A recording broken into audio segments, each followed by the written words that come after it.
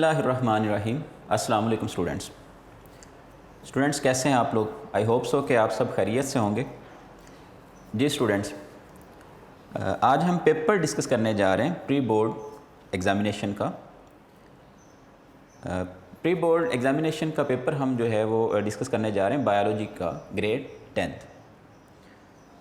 अब आपने चूँकि सारा का सारा सिलेबस जो है वो पढ़ लिया है और बारहा जो है वो आप पेपर्स दे चुके हैं प्री बोर्ड टाइप के या 60 मार्क्स का पेपर। हमें पता है लेक्चर नंबर 1 में हमने डिस्कस किया था कि आपका जो बायोलॉजी का पेपर है उसके टोटल मार्क्स 60 हैं, जिसमें 12 मार्क्स जो हैं वो ऑब्जेक्टिव टाइप के हैं और 48 मार्क्स जो हैं वो सब्जेक्टिव टाइप के हैं। तो हम दोनों चीज़ों को डिस्कस करने जा रहे हैं। Firstly we are going to discuss MCQs या आप कह लें कि ऑब्जेक्टिव टाइप जो है पेपर का, उसको हम डिस्कस करने जा रहे हैं। हमें पता है कि ऑब्जेक्टिव जो है उसमें हमारे पास 12 MCQs होते हैं और 15 मिनट्स हमारे पास होते हैं। टोटल पेपर ड्यूरेशन जो है वो हमारे पास 2 आवर्स यानी कि 120 मिनट्स होते हैं। तो 15 मिनट्स में हमने फर्स्ट पार्ट जो है इसको डिस्कस करना है। MCQs पोर्शन जो है आपका जो पेपर है प्री बोर्ड पेपर, इसमें मैं 1 बाय 1 जो है वो जो भी MCQs हैं आपके प्री बोर्ड पेपर में, उसको मैं 1 बाय 1 जो है वो डिस्कस करता जाऊंगा और उसके प्रॉपर आंसर जो है वो मैं मेंशन करता जाऊंगा कि इसका आंसर जो है वो A है, B है, C है, कौन सा ऑप्शन जो है वो प्रॉपर है इसके लिए।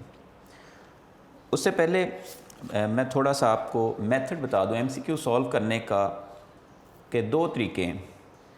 एक तो ये है कि सबसे पहले जो है वो आप एग्जैक्ट जो आंसर है आप उस पर पहुँचते हैं जी, जो आम तौर पे स्टूडेंट्स जो हैं वो अडॉप्ट करते हैं कि फॉर एग्ज़ाम्पल हमारे पास है जी फर्स्ट जो MCQs है वो है जी what type of blood vessels surround the alveoli. What type of blood vessels surround the alveoli, यानी कि एल्वुलाई के गिर्द किस तरह की ब्लड वेसल्स मौजूद हैं या होती हैं। अब इसमें स्टूडेंट्स जो हैं वो डायरेक्ट पहुंचेंगे जी कैपिलरीज़ पे, क्योंकि ऑप्शन में है जी आर्टरी, आर्टियोल, कैपिलरी और वीन। तो स्टूडेंट्स जो हैं वो डायरेक्टली पहुंचेंगे कैपिलरी पे। ठीक है, बाज़ दफ़ा ऐसा होता है कि 2 ऑप्शन जो हैं वो A और B 2 ऑप्शन जो हैं वो सही होते हैं और उसने पहले में A ऑप्शन B ठीक है, B ऑप्शन B ठीक है, तो आप जो है वो डायरेक्ट जाते हैं A या B पे, एक पे जो है वो टिक कर देते हैं, हालांकि C में उसने दोनों को कंबाइन किया होता है। तो इस तरह से हमें जो है वो सारे पहले नंबर पे तो सारे जो ऑप्शंस हैं उनको हमें चेक कर लेना चाहिए कि इनमें से मोस्ट सूटेबल कौन सा है, एक बात। दूसरा ये है कि बाज़ दफ़ा ऐसा होता है कि हमें करेक्ट आंसर का नहीं पता, लेकिन हमें 3 जो रॉन्ग आंसर्स हैं या आप कह लें कि रॉन्ग चॉइसेस जो हैं उनका हमें पता होता है। तो हम 3 जो हैं रॉन्ग ऑप्शंस जो हैं, गलत ऑप्शन जो हैं, हम उनको रिजेक्ट कर देंगे तो डेफिनेटली 4th वन जो है वो करेक्ट होगा। बाज़ दफ़ा इस तरह से भी होता है कि कोई आंसर नहीं होता और एंड पे लिखा होता है कि नन ऑफ दीज, इनमें से यानी कि कोई भी नहीं है। तो स्टूडेंट्स जो हैं वो परेशान होते हैं कि आंसर तो ये होना चाहिए। अब आपको चारों ऑप्शंस को 1 बाय 1 जो है वो चेक करना होता है। आपने उसको वर्बली जो है उसको चेक करना होता है कि ये सही सेट होगा या ये जो मोस्ट सूटेबल होगा वो होगा। तो जी 2 तरीके, एक ये या तो हम डायरेक्ट जो है वो एग्जैक्ट करेक्ट ऑप्शन पे पहुँचें, करेक्ट चॉइस पे पहुँचें, या फिर दूसरा ये है कि हम 3 को रिजेक्ट करें और एक को जो है वो चूज़ करें। ये सेकंड वाला मेथड थोड़ा टाइम टेकिंग हो सकता है, फ्यू सेकंड जो है वो ज़्यादा लग सकते हैं, लेकिन ये इसमें गलती के चांसेस कम होते हैं।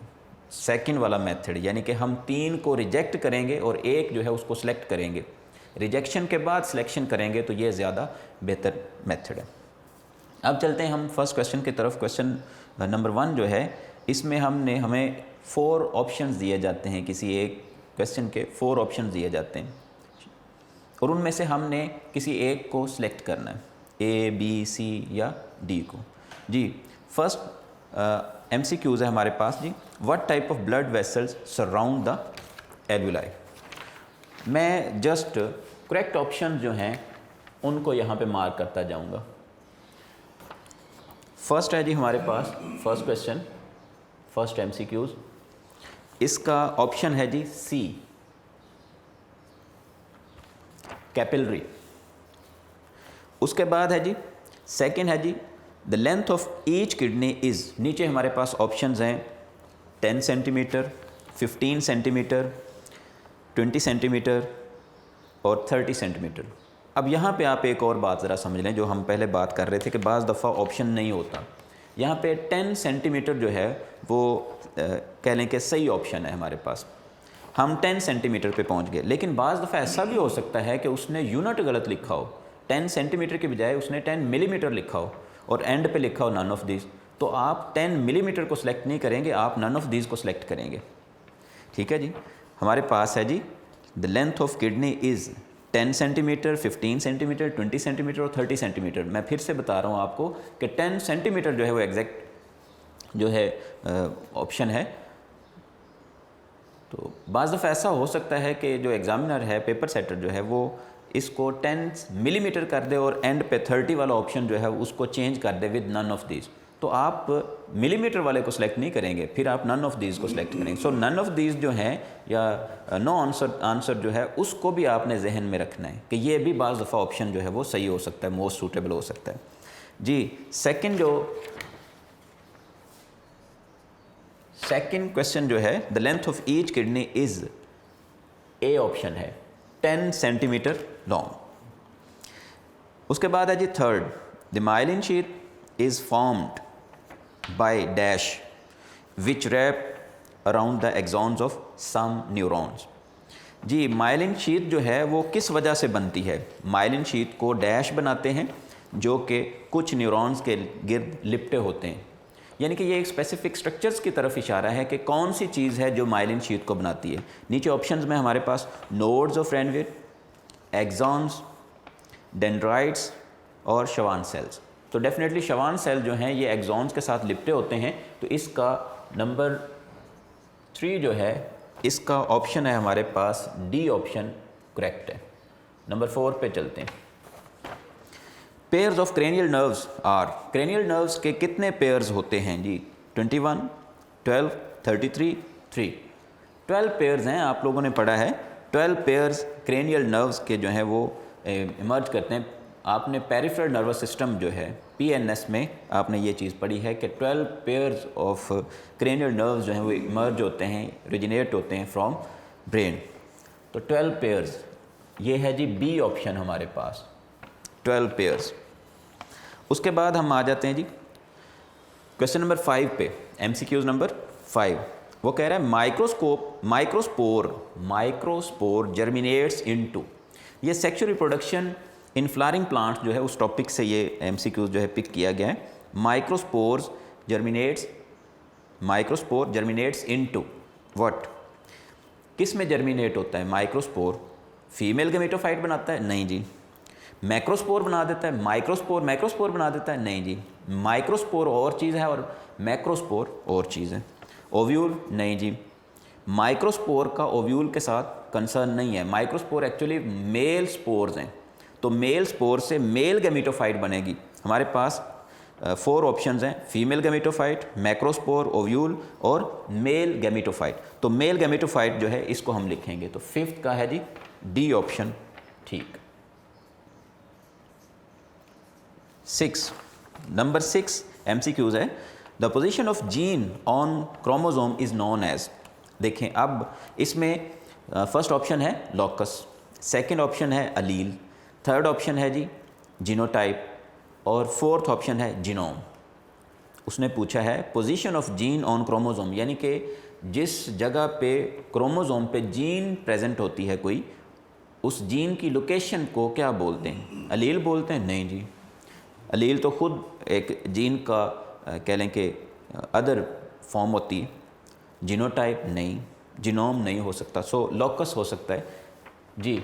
Location of gene on chromosome is known as locus, so A option जो है ये ठीक होगा। उसके बाद आते हैं जी नंबर 7 पे। 7 पे है जी copies of chromatids of chromosomes are made through the process called, यानी कि कॉपीज़ ऑफ क्रोमेटिड्स हमें पता है कि during mitosis, during meiosis sorry before meiosis या मियोसिस कॉपीज़ ऑफ क्रोमेटिड्स जो हैं वो प्रिपेयर किए जाते हैं क्रोमोसोम्स के। एक क्रोमोसोम जो है लेट से इस तरह से ये एक क्रोमोसोम है, तो इस क्रोमोसोम की कॉपी प्रिपेयर होती है और वो कॉपी इसके साथ ही इस तरह से अटैच होती है, जो बाद में सेपरेट हो जाती हैं और दो क्रोमेटिड जो हैं वो दो क्रोमोसोम के तौर पर जो है वो अपीयर होते हैं। बहरहाल यहाँ पे हमें ये नहीं समझना, हमने जो है वो मेन फोकस हमारा ये होना चाहिए कौन सा प्रोसेस है जिसके ज़रिए से ये कॉपिंग होती है। So copies of chromatids of chromosomes are made through the process called, नीचे उसने प्रोसेस लिखे हुए हैं, इनहेरिटेंस, ट्रांसक्रिप्शन, ट्रांसलेशन, रेप्लिकेशन। जी 7th का डी ऑप्शन ठीक है जी, replication, by the process of replication. Duplicate होते हैं ना क्रोमोसोम जो है वो 1 से 2 बनते हैं, रेप्लिका बनते हैं, कॉपी बनती है, तो ये प्रोसेस ऑफ रेप्लिकेशन में बनते हैं। नंबर 8 पे आ जाते हैं, pelvic girdle contains bone. Pelvic girdle contains bones, how many bones, नीचे बोन्स लिखी हुई हैं 33, 2, 54 और 12। तो पेल्विक गर्डल में कितनी बोन्स मौजूद होती हैं नंबर 8 पे? इसका जी बी ऑप्शन ठीक है, बी ऑप्शन ठीक है, 2 बोन्स होती हैं पेल्विक गर्डल में। ये सपोर्ट एंड मूवमेंट वाले चैप्टर से उसने स्केलेटन से, कंपोनेंट्स ऑफ स्केलेटन से पिक किया है। उसके बाद है जी it is not an endoparasite, man and his environment के चैप्टर से उसने एक MCQ पिक किया है जी, it is not an endoparasite. कौन सा एंडोपैरासाइट नहीं है? हमें पता है पैरासाइट क्या है जी, पैरासाइट्स क्या है, फिर हमने पैरासाइट्स की 2 टाइप्स पढ़ी, कुछ एंडोपैरासाइट्स होते हैं, कुछ एक्सोपैरासाइट्स होते हैं। अब एंडोपैरासाइट्स जो हैं वो with in the body of living host जो है वो रहते हैं, इनको हम बोलते हैं एंडोपैरासाइट्स। जैसे कि अस्केरस एंडोपैरासाइट है, प्लाज्मोडियम एंडोपैरासाइट है, एंटामीबा ये भी एंडोपैरासाइट है, यानी कि ये तीनों जो हैं ये इनसाइड द बॉडी रहते हैं। उसने पूछा है it is not an endoparasite, इनमें से कौन सा एंडोपैरासाइट नहीं है? डेफिनेटली ये 3 तो नहीं है, तो 4th ऑप्शन है जी मॉस्किटो। तो हम लिखेंगे 9 का जो है वो डी ऑप्शन ठीक है, 9 का डी ऑप्शन ठीक है। नेक्स्ट चलते हैं जी 10 की तरफ। MCQ नंबर 10 है जी, when we eat the onion our trophic level is. अब ट्रॉफिक लेवल क्या है? ट्रॉफिक लेवल ये असल में within a food chain, within a food chain specific type of organism जो हैं उनका कह लें कि खुराक हासिल करने का, फूड ऑब्टेन करने का लेवल है।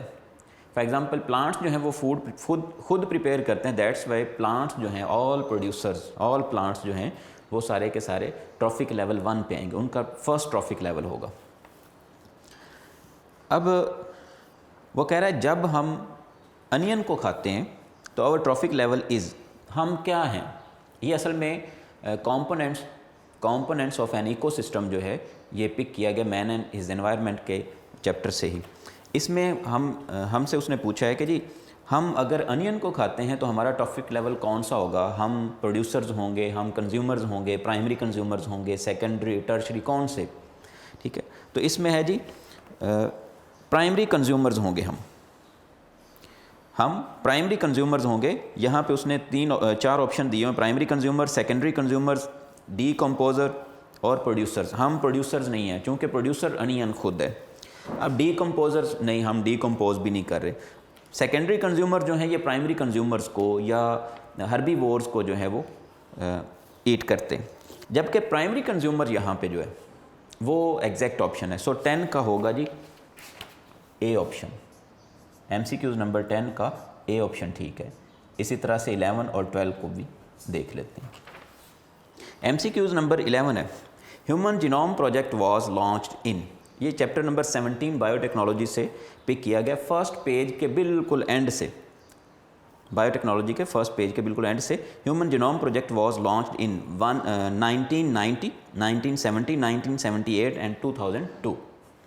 अब लॉन्च कब किया गया? एंड नहीं पूछा गया, इसमें एंड डेट भी दी गई और लॉन्च डेट भी दी गई, तो लिहाजा human genome project was launched in 1990s, 1990। A option जो है ये ठीक है, और ये एंड हुआ इन 2002। 12 पे है जी, which of the following drugs is obtained from plants. इनमें से कौन सी ड्रग जो है वो प्लांट से हासिल होती है? कौन सी दवा जो है वो प्लांट से हासिल होती है? एस्पिरिन, ओपियम, सेफ्लोस्पोरिन और इंसुलिन। अब इंसुलिन प्लांट से नहीं आती, एस्पिरिन प्लांट से नहीं आती, सेफ्लोस्पोरिन ये प्लांट से नहीं आती। ओफ्यून या ओपियम जो है ये प्लांट से हासिल होती है।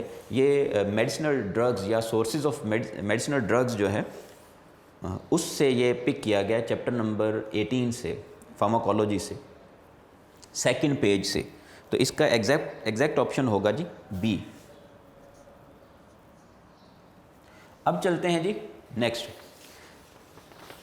सब्जेक्टिव की तरफ। ये हमारा ऑब्जेक्टिव जो है वो क्लियर हुआ, यानी कि 15 मिनट्स में हमने ये क्लियर करना है। अब इसमें जो हमारा सब्जेक्टिव टाइप होगा, इसमें हम जो है वो टू द पॉइंट में आपको बताता जाऊंगा इसमें हमने क्या लिखना है। अब हमें पता है हमारा जो सब्जेक्टिव टाइप है इसमें question number 2, question number 3, question number 4 शामिल हैं। जो हमारा सब्जेक्टिव टाइप है इसमें शामिल हैं जी क्वेश्चन नंबर 2, क्वेश्चन नंबर 3 और इसी तरह से क्वेश्चन नंबर 4।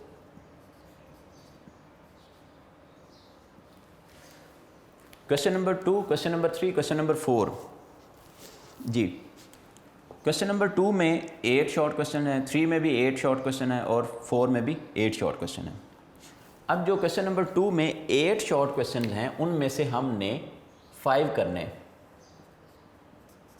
5 आउट ऑफ 8 हमने परफॉर्म करने, हमने सॉल्व करने। इसी तरह से नेक्स्ट में भी, यानी कि अगर हम 5 शॉर्ट क्वेश्चन जो हैं इनको, ये तीनों क्वेश्चन जो हैं ये शॉर्ट क्वेश्चन के पोर्शन है, शॉर्ट क्वेश्चन। तो question number 2, question number 3, question number 4 जो हैं ये शॉर्ट क्वेश्चंस पर मुश्तमिल है। इसको हम बोलते हैं ये पार्ट 1 है। सब्जेक्टिव के 2 पार्ट्स हैं। पार्ट 1 में सारे के सारे शॉर्ट क्वेश्चंस आएंगे, यानी कि 3 क्वेश्चंस हैं और उनमें फर्दर 8 शॉर्ट क्वेश्चंस हैं। इसी तरह से जो पार्ट 2 होगा उसमें 3 लॉन्ग क्वेश्चन होंगे जिनमें से हमने 2 करने। अब ये पार्ट 1 की तरफ आते हैं, शॉर्ट क्वेश्चन का है पार्ट 1।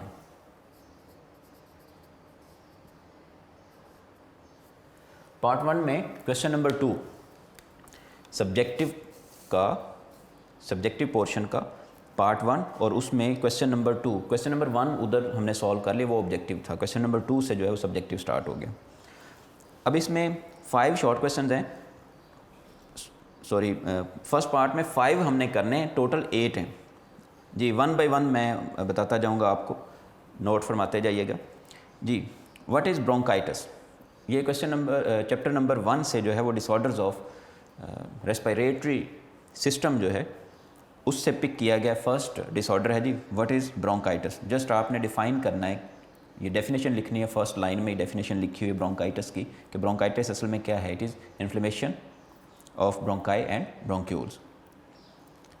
उसके बाद है जी define pleural membrane. Pleural membrane ये भी चैप्टर नंबर 1 से द लंग्स के पोर्शन से लिया गया। द लंग्स टॉपिक है हमारा, एयर पैसेजवे के बाद द लंग्स, उसमें से प्लूरल मेम्ब्रेन। प्लूरल मेम्ब्रेन जो हैं ये आप बताएंगे कि उसने कहा है डिफाइन प्लूरल मेम्ब्रेन। तो प्लूरल मेम्ब्रेन्स हैं असल में जो कि कवर करती हैं और फ्रिक्शन को मिनिमाइज़ करती हैं, कवर करती हैं लंग्स को और फ्रिक्शन को मिनिमाइज़ करती हैं during their expansion and contraction. Basically lungs का टॉपिक हम लोगों ने पढ़ा है। बेसिकली लंग्स जो हैं वो एक्टिवली कॉन्ट्रैक्ट या कॉन्ट्रैक्ट नहीं करते, एक्सपेंड नहीं करते एक्टिवली, ये पैसिवली करते हैं। ये टॉपिक आप अच्छी तरह पढ़ चुके हैं। तो इसमें हमने जस्ट बताना है define pleural membrane.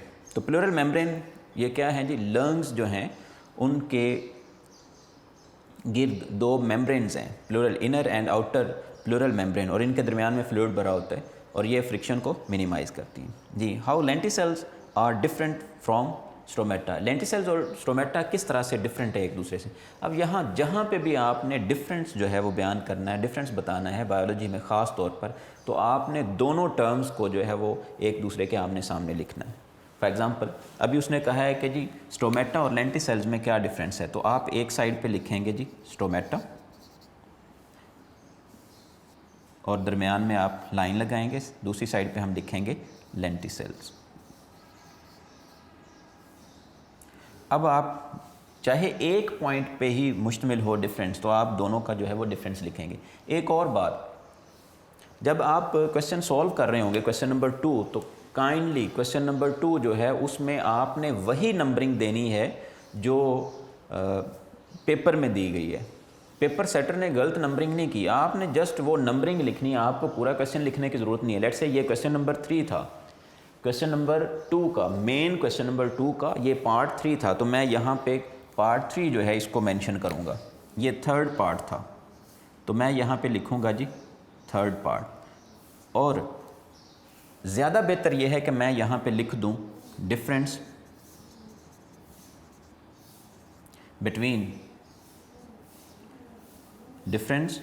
Between stomata and lenticels. यानी कि अगर पेपर चेकर के पास, पेपर मार्क करते वक्त टीचर के पास अगर पेपर नहीं भी है, तब भी जो है ये मतलब उसको समझ आ रही हो कि बच्चा लिखना क्या चाह रहा था। ठीक है जी, तो आप इस तरह से स्टोमेटा और लेंटिसेल को डिफ्रेंशिएट करेंगे। तो ये फर्स्ट चैप्टर से उसने लिया है, स्टोमेटा क्या होते हैं और लेंटिसेल्स क्या होते हैं। लेंटिसेल्स हमें पता है कि ये वुडी स्टेम और रूट्स में प्रेजेंट होते हैं, पोर्स जिनके ज़रिए से गैशियस एक्सचेंज होता है। और जबकि स्टोमेटा जो हैं ये यंग स्टेम्स और ख़ास तौर पर लीव्स की अपर और लोअर साइड पर, कुछ पर अपर साइड पर, कुछ लीव्स की लोअर साइड पर जो है वो मौजूद होते हैं फॉर गैशियस एक्सचेंज। अच्छा जी, एक तो आप इनके स्ट्रक्चर के लिहाज से बता सकते हैं कि स्टोमेटा जो है इसको गार्ड सेल्स के ज़रिए प्रोटेक्ट किया जाता है, लेंटिसेल जो है उनके गिर्द गार्ड सेल्स नहीं होते। एक पॉइंट हो गया। दूसरा पॉइंट आपने बताया कि कहाँ कहाँ पे प्रेजेंट होते हैं। इस तरह से ये दो पॉइंट्स हमारे पास जो है वो स्टोमेटा और लेंटिसेल्स को डिफ्रेंशिएट करने के लिए काफ़ी हैं। उसके बाद है जी differentiate between transpiration and guttation. ये भी सेम चैप्टर से, चैप्टर नंबर 1 से ही पिक किया गया है। और इसमें उसने बताया हुआ है जी, पूछा हुआ है sorry, differentiate between transpiration and guttation. ये भी आप ट्रांसपायरेशन और ग्यूटेशन जो है दोनों को इस तरह से ही डिफ्रेंशिएट करेंगे। क्वेश्चन नंबर आप इसी तरह से नंबर लिखेंगे। सबसे पहले जब आप स्टार्ट करते हैं शॉर्ट क्वेश्चन का पोर्शन स्टार्ट करते हैं, तो आप इसी तरह से लिखेंगे जी पार्ट 1 क्वेश्चन नंबर 2। मैं इनको फ़िलहाल के लिए अरेज कर देता हूँ, नीचे वाले जो हैं आप इसी तरह से क्वेश्चन नंबर 2 लिखेंगे और क्वेश्चन नंबर 2 जो है इसके नीचे 1 बाय 1 उसी तरह से आप लिखते जाएंगे। क्वेश्चन नंबर 1, अगर आपको सबसे पहले क्वेश्चन नंबर 4 लेट से सबसे अच्छा आता है, तो आप क्वेश्चन नंबर 4 लिखेंगे, पार्ट 4 लिखेंगे। जिस तरह से नंबरिंग उसने की है उसी तरह से हम नंबरिंग करेंगे। और उसमें उसने कहा है कि जी डिफ्रेंशिएट बिटवीन ट्रांसपायरेशन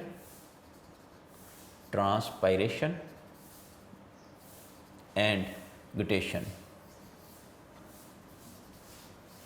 जी, तो आप इनको इसी तरह से लिखेंगे, ट्रांसपायरेशन और ग्यूटेशन। ट्रांसपायरेशन क्या है जी, हमें पता है ट्रांसपायरेशन जो है ये इवेपोरेशन के ज़रिए से लॉस ऑफ वाटर है। So loss of water from plant parts through the process of evaporation. जबकि दूसरी तरफ ग्यूटेशन क्या चीज़ है, the appearance of water drops. ये साइड बॉक्स में मेंशन किया गया ग्यूटेशन को। तो ट्रांसपायरेशन और चीज़ है और ग्यूटेशन और चीज़ है। ग्यूटेशन को हम डिफाइन कर सकते हैं appearance of water drops on the edges and margins of leaves. उसके बाद है जी नंबर 5 पे है, when kidneys form hypotonic and hypertonic urine. यानी कि हाइपोटोनिक और हाइपरटोनिक यूरिन जो है वो किडनीज में कब प्रोड्यूस होता है। ये भी आप बताएंगे जी किडनीज में किस तरह से जो है वो कब हाइपोटोनिक और कब हाइपरटोनिक यूरिन प्रोड्यूस होता है। डेफिनेटली ये चैप्टर नंबर 2 से, होम्योस्टैसिस के चैप्टर से जो है वो इसको पिक किया गया है। ग्यूटेशन और ट्रांसपायरेशन वाला जो है इसको भी चैप्टर नंबर 2 से पिक किया गया है। क्वेश्चन नंबर 5 जो है इसको भी,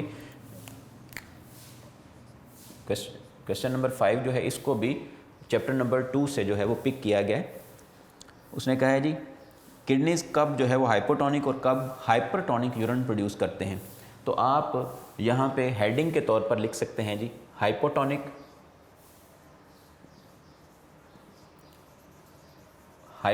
यूरिन फॉर्मेशन।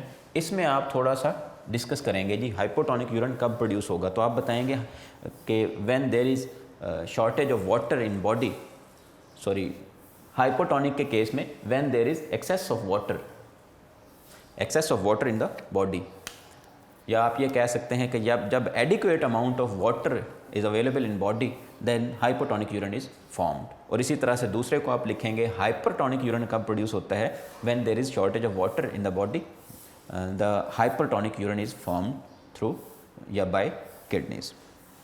उसके बाद हम आते हैं जी, what is difference between sensory neurons and interneurons. अब ये जो है नेक्स्ट चैप्टर पे चला गया, चैप्टर नंबर 12 पे, कि सेंसरी न्यूरॉन्स और इंटर न्यूरॉन्स में क्या डिफरेंस है। अगेन आप जो है वो सेंसरी न्यूरॉन्स और इंटर न्यूरॉन्स को डिफ्रेंशिएट करेंगे।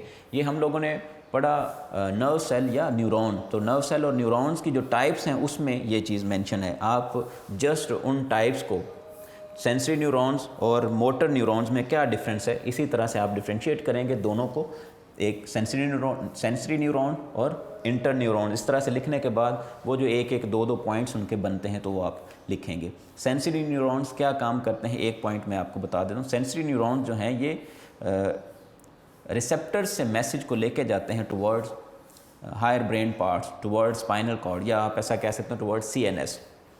इसी तरह से इंटर न्यूरॉन्स जो हैं, इंटर न्यूरॉन्स आप लोगों ने पढ़ा, इंटर न्यूरॉन्स आर प्रेजेंट या inter neurons are present in spinal cord and brain, यानी कि CNS में इंटर न्यूरॉन्स प्रेजेंट होते हैं। नेक्स्ट चलते हैं जी, what are the functions of parasympathetic या पैरासिम्पैथेटिक नर्वस सिस्टम। अब सबसे पहले हमें पैरासिम्पैथेटिक नर्वस सिस्टम का पता होना चाहिए, फिर हमें उसके फंक्शन का पता होगा। तो पैरासिम्पैथेटिक नर्वस सिस्टम कहाँ पे है, ये PNS हम लोगों ने पढ़ा, पेरिफेरल नर्वस सिस्टम। तो पेरिफेरल नर्वस सिस्टम जो है वो आगे चल के हमने पढ़ा कि पेरिफेरल नर्वस सिस्टम जो है वो दो फर्दर सिस्टम बनाता है। एक ऑटोनॉमिक पेरिफेरल नर्वस सिस्टम है और दूसरा somatic peripheral nervous system. Autonomic peripheral nervous system जो है उसको फर्दर दो पार्ट्स में डिवाइड किया जाता है, सिंपैथेटिक एंड पैरासिम्पैथेटिक।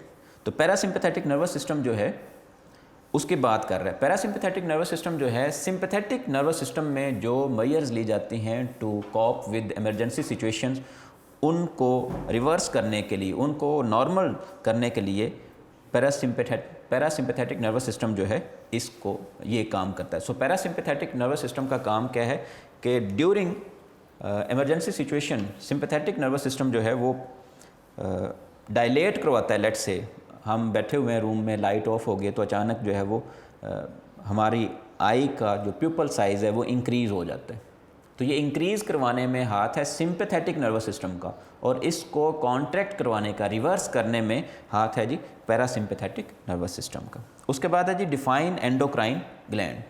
तो ये जी एंडोक्राइन ग्लैंड, ये बाकायदा तौर पे एंडोक्राइन सिस्टम और एंडोक्राइन ग्लैंड का एक टॉपिक है, जहाँ पे जाके ईयर का पोर्शन जो है वो ख़त्म होता है, तो वहाँ पे एंडोक्राइन ग्लैंड को डिफ़ाइन किया गया है। एंडोक्राइन ग्लैंड्स क्या हैं आप डिफ़ाइन करेंगे, endocrine glands are specific organs, या आप कहेंगे ग्लैंड का अगर आपको पता है ऑलरेडी तो आप कहेंगे जी endocrine glands are glands which do not use ducts to secrete their secretion toward target cells, यानी कि टारगेट सेल्स तक अपनी सेक्रीशंस को, हार्मोन्स को पहुंचाने के लिए इनको किसी किस्म की किसी डक्ट की ज़रूरत नहीं होती।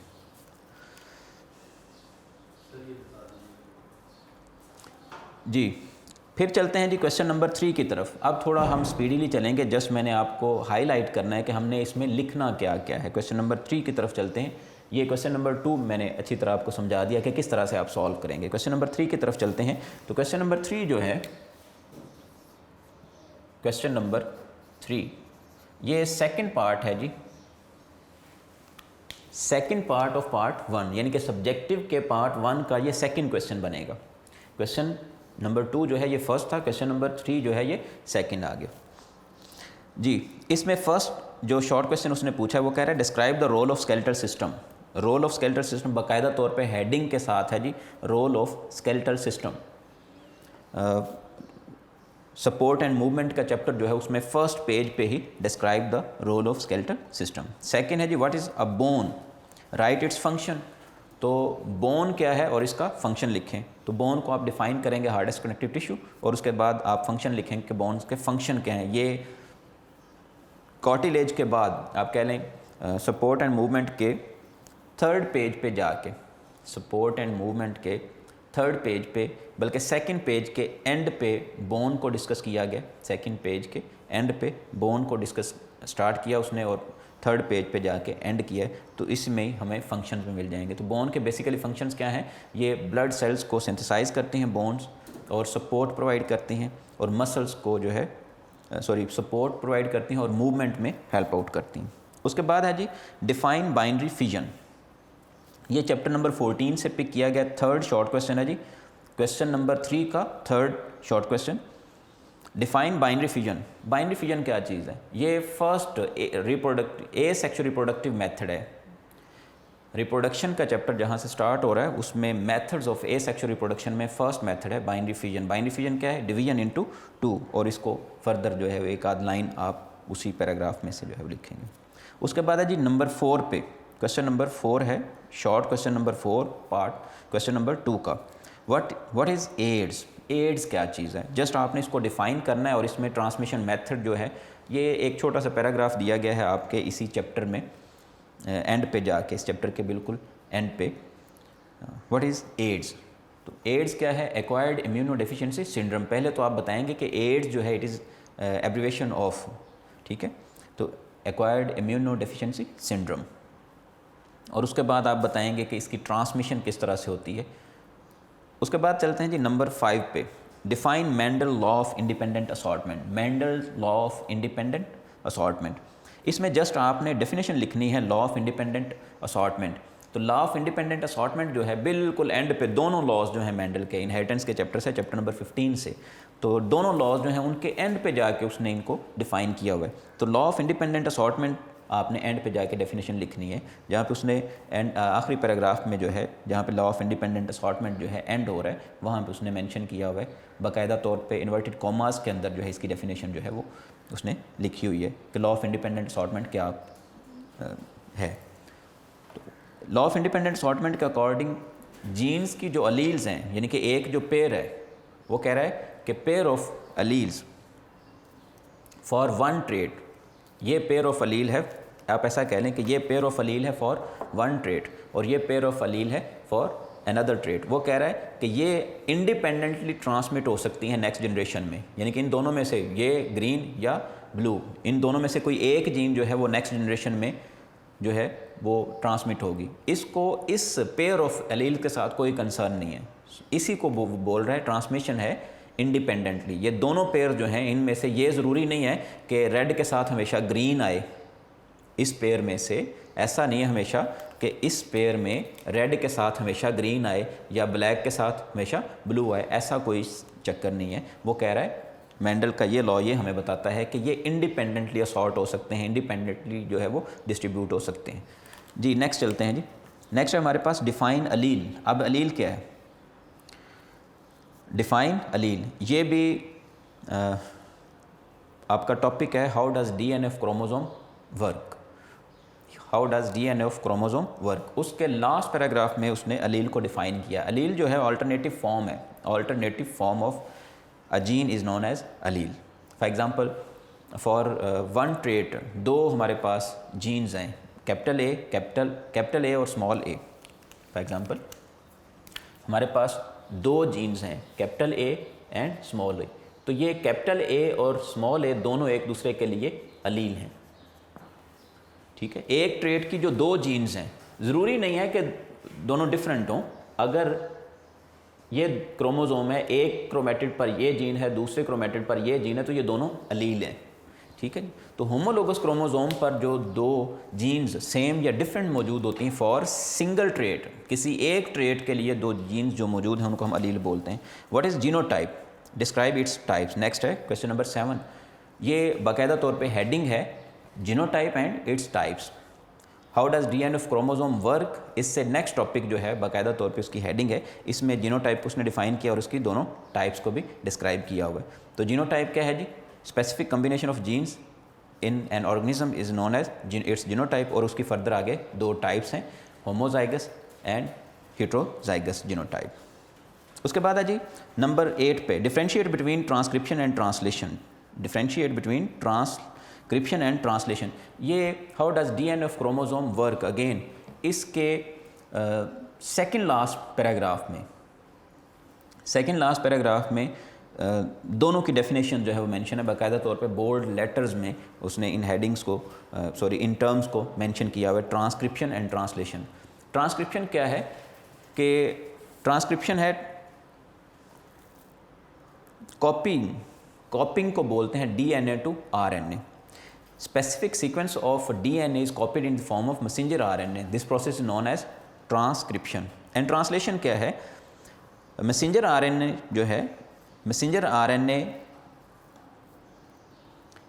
Take the message of DNA towards ribosome. Ribosome जो है इस मैसेंजर आरएनए को, ribosome reads the sequence of messenger RNA and join amino acid accordingly to produce या synthesise proteins is known as translation. तो ये दोनों को प्रॉपरली उसने डिफाइन किया हुआ और यूनिक नोट से भी आपको ये क्वेश्चन जो है प्रॉपरली दोनों चीज़ें जो हैं वो कितना कितना आपने लिखना है वहाँ से आपको अवेलेबल होगा। उसके बाद है जी क्वेश्चन नंबर 4 की तरफ चलते हैं। Write short answers of any 5 parts.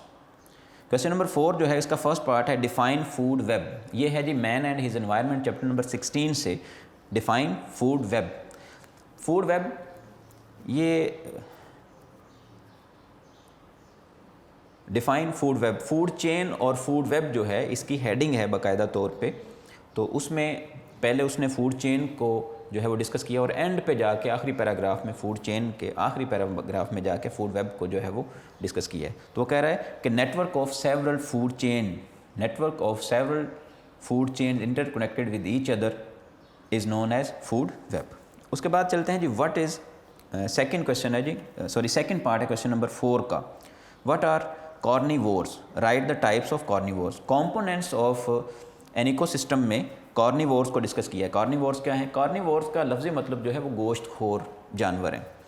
तो what are carnivores, write the types of carnivores. अब कार्निवोर्स आपने कंपोनेंट्स ऑफ इकोसिस्टम में पढ़ा है, आपने वो तीनों कैटेगरीज आपने लिखनी है, प्राइमरी कार्निवोर्स, सेकेंडरी कार्निवोर्स और टर्शरी कार्निवोर्स। ये 3 टाइप्स हैं कार्निवोर्स की। कार्निवोर्स क्या करते हैं, गोश्तखोर हैं। अब अगर प्रोड्यूसर्स को खा रहे हैं तो प्राइमरी कार्निवोर्स, हर्बीवोर्स को खा रहे हैं तो प्राइमरी कार्निवोर्स, और प्राइमरी कार्निवोर्स को कार्निवोर्स खा रहे हैं तो वो सेकेंडरी कार्निवोर्स और सो ऑन। नेक्स्ट चलते हैं जी, व्हाट इज़ 3R। ये बहुत इंपॉर्टेंट क्वेश्चन है। What is 3R, question number 4 में 3R ये बहुत इंपॉर्टेंट है। 3R से क्या मुराद है? 3R जो है ये असल में चैप्टर नंबर 16 से ही पिक किया गया है, conservation of nature and natural resources से लिया गया है इसको। तो 3R जो है ये असल में 3 मेथड्स हैं, रिड्यूस, रीयूज़ और रिसाइकल। प्रिंसिपल है 3R को हम बोलते हैं प्रिंसिपल, 3R प्रिंसिपल, जिसके अकॉर्डिंग R1 जो है ये है रिड्यूस, R2 रीयूज़ और R3 जो है ये रिसाइकल। चलें जी नेक्स्ट चलते हैं। नंबर 4 पे है define commensalism with an example. Commensalism ये है जी interactions in an ecosystem. Ecosystem में इंटरेक्शंस, ये भी चैप्टर नंबर 16 से ही क्वेश्चन लिया गया है। डिफाइन कमेंसलिज्म, बाकायदा तौर पे हेडिंग है कमेंसलिज्म की। सिम्बायोसिस का कह लें कि ये एक टाइप है कमेंसलिज्म। कमेंसलिज्म क्या है कि type of relationship in which one organism get benefits and the other organism neither harm nor harm neither benefited. यानी कि कमेंसलिज्म ऐसा रिलेशनशिप है जिसमें एक ऑर्गेनिज्म, 2 ऑर्गेनिज्म के दरमियान में ऐसा रिलेशनशिप है जिसमें एक ऑर्गेनिज्म जो है वो फ़ायदा हासिल कर रहा है, दूसरे को ना नुकसान होता है ना फ़ायदा होता है। जैसे कि शार्क और छोटी फिशेस की एग्जांपल दी गई है आपकी बुक में, सकर फिशेस की। तो वो शार्क के साथ अटैच होती हैं और लॉन्गर डिस्टेंसेस जो हैं वो ट्रैवल करती हैं, और इसमें शार्क का कोई फ़ायदा नहीं हो रहा, जबकि जो सकर फिशेस हैं उनका फ़ायदा होता है। उसके बाद है जी नंबर 5 पे, क्वेश्चन नंबर 4 का शॉर्ट क्वेश्चन नंबर 5 है डिफाइन बायोटेक्नोलॉजी। जस्ट बायोटेक्नोलॉजी की डेफिनेशन लिखनी। उसके बाद है जी चैप्टर नंबर बायोटेक्नोलॉजी जो था डिफाइन बायोटेक्नोलॉजी, ये शॉर्ट क्वेश्चन चैप्टर नंबर 17 से लिया गया। इसी तरह से चैप्टर नंबर 17 से ही क्वेश्चन नंबर 6 लिया गया है, what is alcoholic fermentation. Alcoholic fermentation क्या चीज़ है? अल्कोहलिक फर्मेंटेशन, इसको भी चैप्टर नंबर 6 में बाकायदा तौर पे हेडिंग फर्मेंटेशन की टाइप है अल्कोहलिक फर्मेंटेशन, जिसमें कार्बोहाइड्रेट्स जो हैं वो कन्वर्ट किए जाते हैं into alcohol and carbon dioxide in the presence of yeast and specific bacteria. उसके बाद है जी question number 7, write two functions of B lymphocytes. ये फार्माकोलॉजी के चैप्टर पे पहुंच गए। Vaccines, mode of action of vaccine, आखिरी जो टॉपिक है उसमें बी लिम्फोसाइट्स के 2 फंक्शन हमने बताने। बी लिम्फोसाइट्स के 2 फंक्शन उसमें डिस्कस किए हुए, एक तो मेमोरी सेल्स प्रोड्यूस करते हैं और दूसरा एंटीबॉडीज़ प्रोड्यूस करते हैं। बी लिम्फोसाइट्स का काम है to produce memory cells for future infections और एंटीबॉडीज़, ठीक है, टू कॉप विद एंटीजेंस या to cope with bacteria etcetera etcetera. Define pharmacology and distinguish it from pharmacy. Chapter number 18 से ही आखिरी क्वेश्चन जो है क्वेश्चन नंबर 4 का लास्ट शॉर्ट क्वेश्चन पिक किया गया है।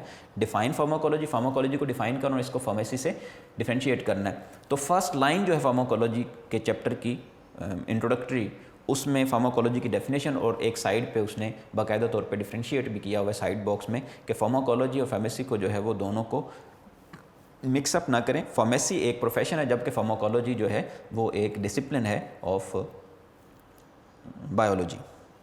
नेक्स्ट चलते हैं जी पार्ट 2 की तरफ। पार्ट 2 लॉन्ग क्वेश्चंस का पार्ट। इसमें क्वेश्चन नंबर 5 शामिल है, क्वेश्चन नंबर 6 शामिल है, क्वेश्चन नंबर 7 शामिल है। आपको पता है हर एक क्वेश्चन के 2 पार्ट्स हैं और इनमें से हमने कोई से 2 लॉन्ग क्वेश्चन जो है वो पिक करने। अब बायोलॉजी में याद रखना कि डायग्राम पूछी गई है या नहीं, आपकी बुक में कोई डायग्राम दी गई है तो आपने अल्टीमेटली डायग्राम उसके साथ ड्रॉ करनी है। अब लॉन्ग क्वेश्चन को 1 बाय 1 हम डिस्कस करते हैं। क्वेश्चन नंबर 5 के 2 पार्ट्स कौन कौन से हैं। पार्ट 1 है जी describe homeostasis in plants. Describe homeostasis in plants. अब प्लांट्स में होम्योस्टेसिस जो है, इसमें बच्चे गलती ये करते हैं ऑस्मोटिक एडजस्टमेंट्स इन प्लांट्स को बाज़ दफ़ा लिख देते हैं कि जी ये शायद होम्योस्टेसिस। उसमें होम्योस्टेसिस जो है प्लांट्स में, ये असल में वो रिमूवल्स हैं, removal of extra oxygen and carbon dioxide, removal of water and removal of other metabolic waste, ये वाला टॉपिक है। फर्स्ट पेज से जो स्टार्ट होता है होम्योस्टेसिस इन प्लांट्स। तो ये है पेज नंबर 2 से, बुक के पेज नंबर 2 और 3 पे मुश्तमिल है। बुक के पेज नंबर 2 और 3 पे ये लॉन्ग क्वेश्चन है आपका, तो इसको आपने कंप्लीट लिखना है। अच्छा जी, उसके बाद है जी लॉन्ग क्वेश्चन का पार्ट बी, क्वेश्चन नंबर 5 का पार्ट ए, ये मैं आपको बता चुका। पार्ट बी जो है, पार्ट बी में define joint and right down the types of joints. Types, joint क्या है और जॉइंट की टाइप्स को आपने डिस्कस करना है। ये मैंने आपको बताया है पेज नंबर 2 से स्टार्ट हो रहा है। ये पेज नंबर है जी हमारे पास 62। पेज नंबर 62 पे है जी टाइप्स ऑफ जॉइंट्स। तो आपने जॉइंट को डिफाइन करना है, जॉइंट क्या है, और टाइप्स ऑफ जॉइंट्स को आपने डिस्कस करना है, और इसके साथ जो डायग्राम्स हैं आपने वो भी ड्रॉ करनी है। 2-3 डायग्राम्स हैं। उसके बाद चलते हैं जी क्वेश्चन नंबर 6 पे, write a note on spinal cord. Spinal cord पे जी आपने नोट लिखना है। ये हमें पता है कि ब्रेन का जहाँ पे मेडुला ऑब्लोंगेटा का पोर्शन जो है वो जहाँ पे ख़त्म होता है वहाँ से स्टार्ट हो जाता है स्पाइनल कॉर्ड। इसमें आपने रिफ्लेक्स सेक्शन वगैरह को कुछ नहीं लिखना, आपने जस्ट स्पाइनल कॉर्ड जो है उसका टॉपिक लिखना है विद डायग्राम। आपने डायग्राम बनानी, ठीक है, और जस्ट आपने स्पाइनल कॉर्ड, और इसमें आपने 2 रूट्स उसने डिस्कस किए हुए हैं और 2 फंक्शंस डिस्कस किए हुए हैं स्पाइनल कॉर्ड के। आपने वहाँ पे जाके जहाँ पे इसके 2 फंक्शंस ख़त्म हो रहे हैं आपने वहाँ तक लिखना है बिफोर पेरिफेरल नर्वस सिस्टम। ये गालिबन पेज नंबर 38 पे। इसी तरह से क्वेश्चन नंबर 6 का सेकंड पार्ट जो है वो describe ways of artificial vegetative propagation. Vegetative propagation के मेथड्स आपने बताने। ये है जी हमारे पास चैप्टर नंबर 14। चैप्टर नंबर 14 में वेजिटेटिव प्रोपेगेशन, और उसमें लिखा हुआ है 2 टाइप्स हैं। नेचुरल वेजिटेटिव प्रोपेगेशन, याद रखना यहाँ पे आर्टिफिशियल वेजिटेटिव प्रोपेगेशन पूछा गया है, तो आर्टिफिशियल वेजिटेटिव प्रोपेगेशन में आपने 2 मेथड्स लिखने हैं। क्वेश्चन नंबर 6 जो है इसके ए पार्ट में आपने स्पाइनल कॉर्ड लिखना था, वो तो हो गया पेज नंबर 38 पे। बी पार्ट जो है ये, इसमें आपने आर्टिफिशियल वेजिटेटिव प्रोपेगेशन लिखनी है और इसमें आपने 2 मेथड्स लिखने हैं, cutting and grafting. Cutting and grafting method, दोनों मेथड लिखने हैं आर्टिफिशियल वेजिटेटिव प्रोपेगेशन में। पेज नंबर 76 पे ये पेज नंबर 76 पे। नेक्स्ट चलते हैं जी। क्वेश्चन नंबर 7 है जी, write down the basic steps in genetic engineering. इसमें कोई कह लें कि दो राय नहीं है, इसमें क्लियर कट उसने बाकायदा हेडिंग दी हुई है पेज चैप्टर नंबर 17 के फर्स्ट पेज से ही। Chapter number 17 sorry first page नहीं, चैप्टर नंबर 17 के पेज नंबर 144 पे उसने लिखा हुआ है basic steps in genetic engineering. तो basic steps in genetic engineering के वो जो सारे के सारे स्टेप्स हैं, आइसोलेशन ऑफ जीन है एंड सो ऑन, वो सारे के सारे आपने 5 स्टेप्स जो हैं वो सारे के सारे आपने लिखने हैं। और नेक्स्ट पेज पे जो डायग्राम है आपने इसके साथ वो डायग्राम जो है वो ड्रॉ करनी। नेक्स्ट पेज पे जो डायग्राम है जो उसने जेनेटिक इंजीनियरिंग को शो किया हुआ है, इंसुलिन सिंथेसिस को शो किया हुआ है थ्रू जेनेटिक इंजीनियरिंग, वो डायग्राम आपने इसके साथ ड्रॉ करनी, basic steps in genetic engineering. उसके बाद आ जाते हैं क्वेश्चन नंबर 7। क्वेश्चन नंबर 7 के पार्ट बी पे, पार्ट ए तो जेनेटिक इंजीनियरिंग था, पार्ट बी जो है वो है what are the sources of drugs, give example. यहाँ पे बच्चे जो हैं वो बहुत ज़्यादा कंफ्यूज होते हैं, बहुत ज़्यादा कंफ्यूज होते हैं। What are sources of drugs, तो ऐसा तो कोई टॉपिक ही नहीं है, सोर्सेज ऑफ ड्रग्स का कोई टॉपिक ही नहीं है फार्माकोलॉजी के चैप्टर में। ये फार्माकोलॉजी के चैप्टर से पिक किया गया इसको।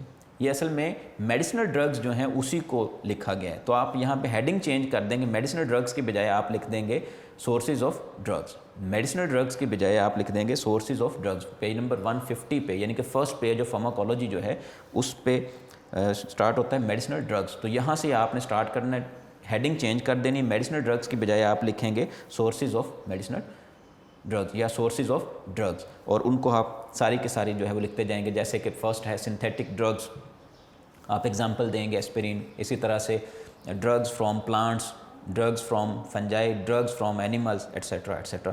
तो ये पेज नंबर 150 और 151, 150 से स्टार्ट हो रहा है, 151 के एंड तक आपने यहाँ पे लिखना है जी। ये थी जी paper discussion of pre board exam grade 10 biology, ठीक है जी।